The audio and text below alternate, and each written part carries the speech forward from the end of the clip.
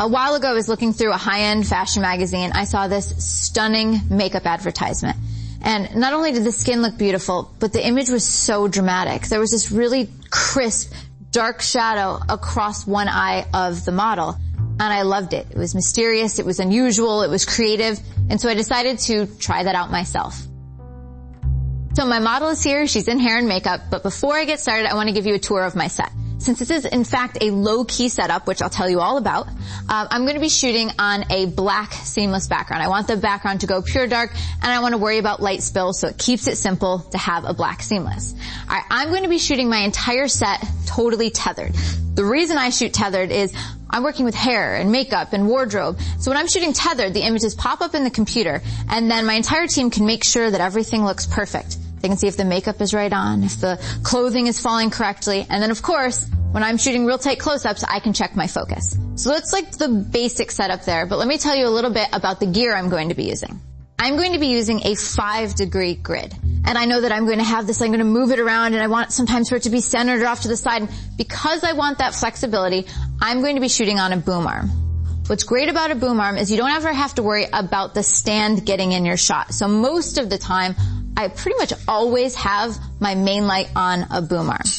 My second light is actually going to be a white beauty dish with a grid. You notice that's on a regular stand because, in this case, surprisingly, it's not going to be a main light.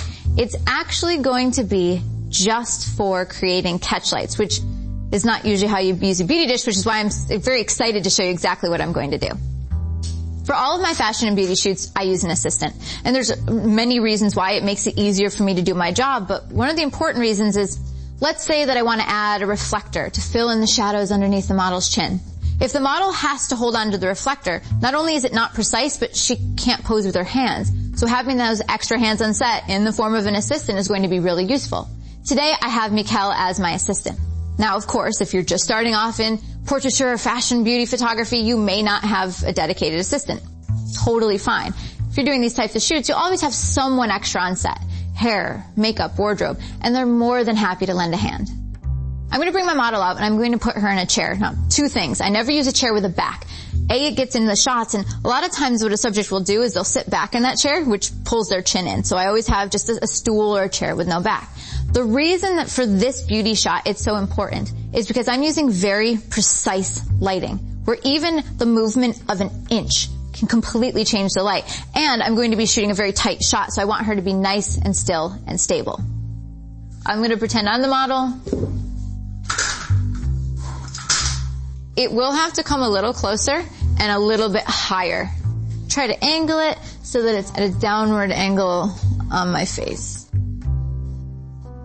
Great, okay, and so now maybe boom it up that way, and it'll move the light from here to here. So, okay, good. Alright, so I'm gonna grab a piece of cinefoil.